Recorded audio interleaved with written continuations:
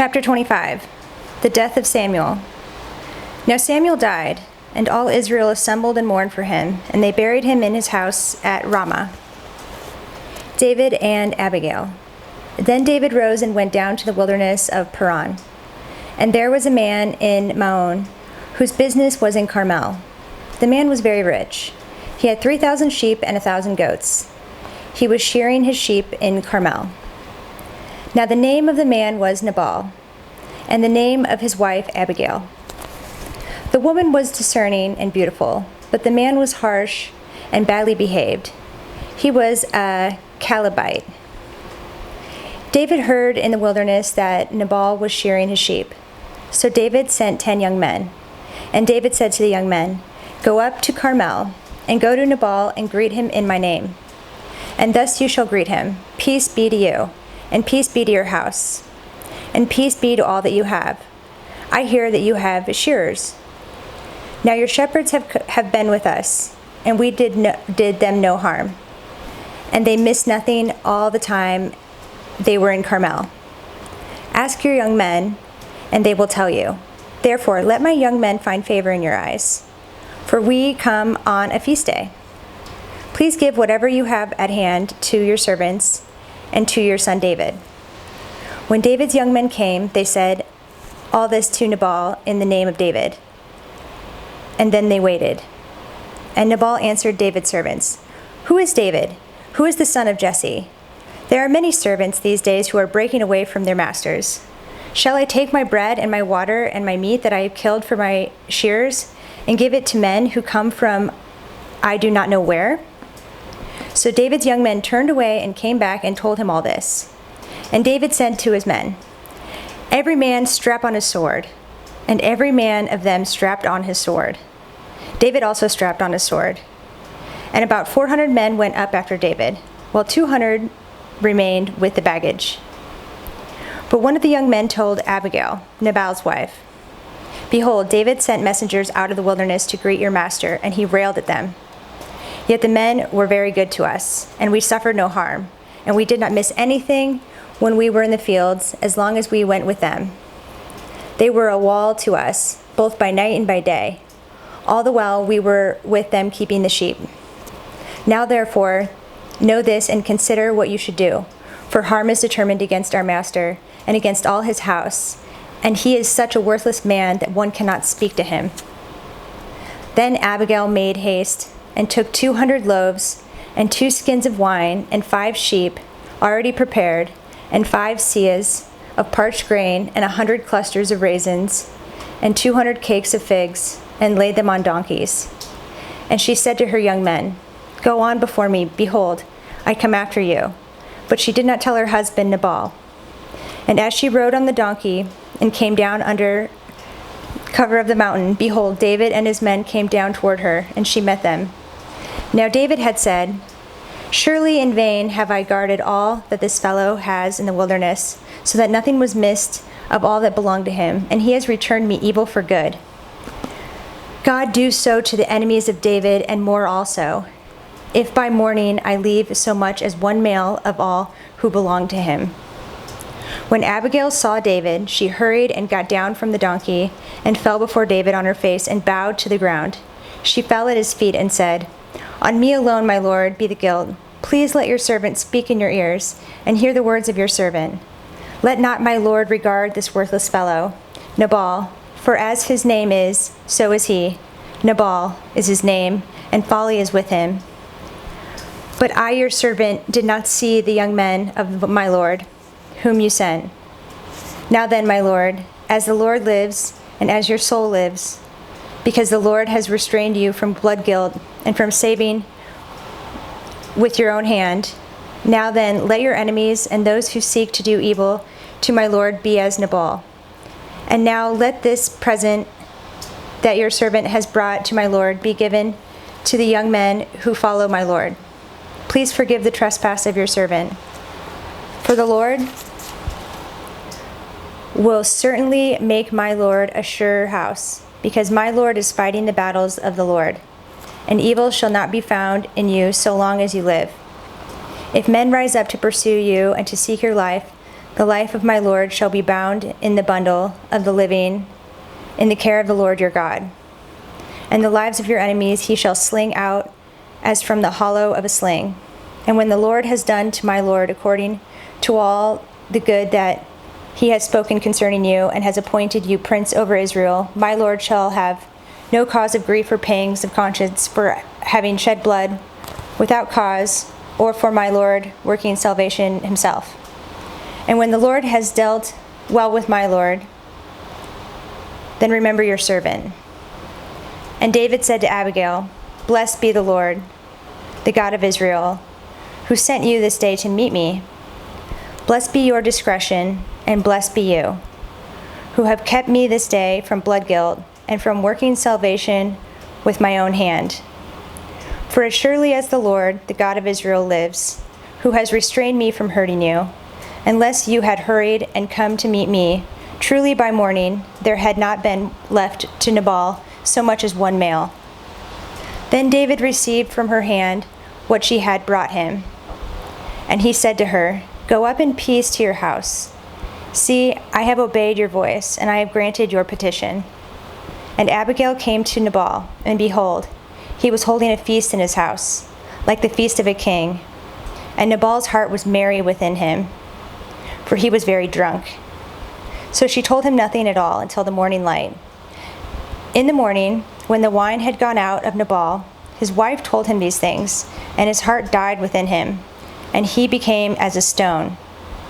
And about 10 days later the Lord struck Nabal, and he died. When David heard that Nabal was dead, he said, Blessed be the Lord, who has avenged the insult I received at the hand of Nabal, and has kept back his servant from wrongdoing. The Lord has returned the evil of Nabal on his own head. Then David sent and spoke to Abigail, to take her as his wife. When the servants of David came to Abigail at Carmel, they said to her, David has sent to you to take you to him as his wife. And she rose and bowed with her face to the ground and said, Behold, your handmaid is a servant to wash the feet of the servants of my Lord. And Abigail hurried and rose and mounted a donkey, and her 5 young women attended her. She followed the messengers of David and became his wife. David also took Ahinoam of Jezreel, and both of them became his wives. Saul had given Michal, his daughter, David's wife, to Palti, the son of Laish, who was of Galim. Chapter 26. David spares Saul again. Then the Ziphites came to Saul at Gibeah, saying, Is not David hiding himself on the hill of Hashilah, which is on the east of Jeshimon? So Saul arose and went down to the wilderness of Ziph, with 3,000 chosen men of Israel, to seek David in the wilderness of Ziph. And Saul encamped on the hill of Hashilah, which is beside the road on the east of Jeshimon. But David remained in the wilderness. When he saw that Saul came after him into the wilderness, David sent out spies and learned that Saul had indeed come. Then David rose and came to the place where Saul had encamped. And David saw the place where Saul lay, with Abner the son of Ner, the commander of his army. Saul was lying within the encampment, while the army was encamped around him. Then David said to Ahimelech the Hittite, and to Joab's brother Abishai, the son of Zeruiah, Who will go down with me into the camp to Saul?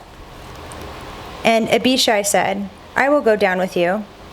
So David and Abishai went to the army by night, and there lay Saul sleeping within the encampment, with his spear stuck in the ground at his head, and Abner and the army lay around him.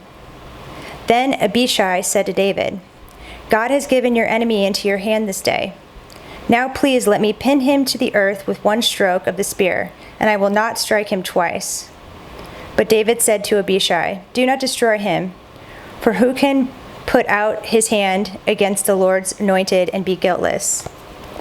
And David said, As the Lord lives, the Lord will strike him, or his day will come to die, or he will go down into battle and perish. The Lord forbid that I should put out my hand against the Lord's anointed. But take now the spear that is at his head, and the jar of water, and let us go."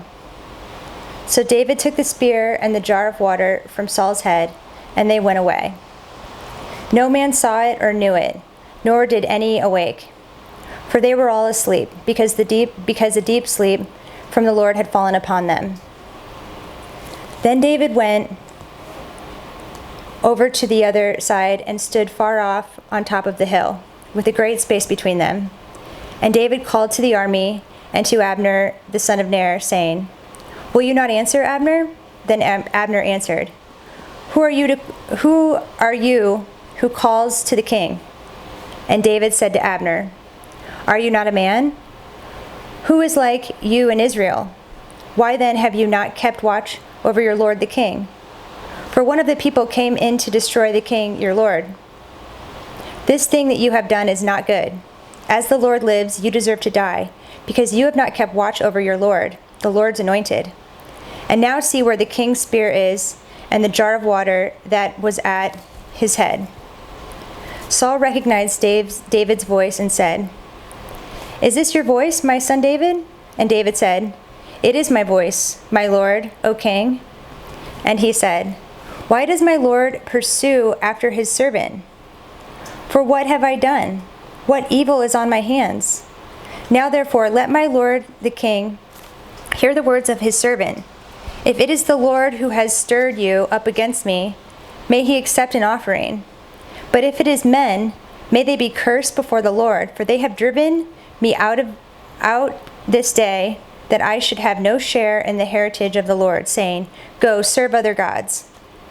Now therefore, let not my blood fall to the earth away from the presence of the Lord, for the king of Israel has come out to seek a single flea, like one who hunts a partridge in the mountains." Then Saul said, "I have sinned. Return my son David, for I will no more do you harm, because my life was precious in your eyes this day. Behold, I have acted foolishly and have made a great mistake." And David answered and said, "Here is the spear, O king. Let one of the young men come over and take it. The Lord rewards every man for his righteousness and his faithfulness, for the Lord gave you into my hand today, and I would not put out my hand against the Lord's anointed. Behold, as your life was precious this day in my sight, so may my life be precious in the sight of the Lord, and may he deliver me out of all tribulation." Then Saul said to David, "Blessed be you, my son David. You will do many things and will succeed in them." So David went his way, and Saul returned to his place. Chapter 27. David flees to the Philistines.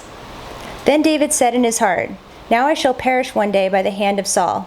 There is nothing better for me than that I should escape to the land of the Philistines. Then Saul will despair of seeking me any longer within the borders of Israel, and I shall escape out of his hand."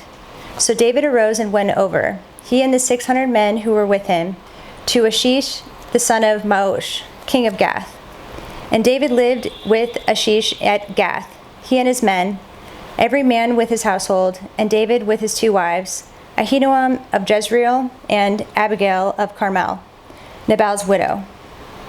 And when it was told to Saul that David had fled to Gath, he no longer sought him.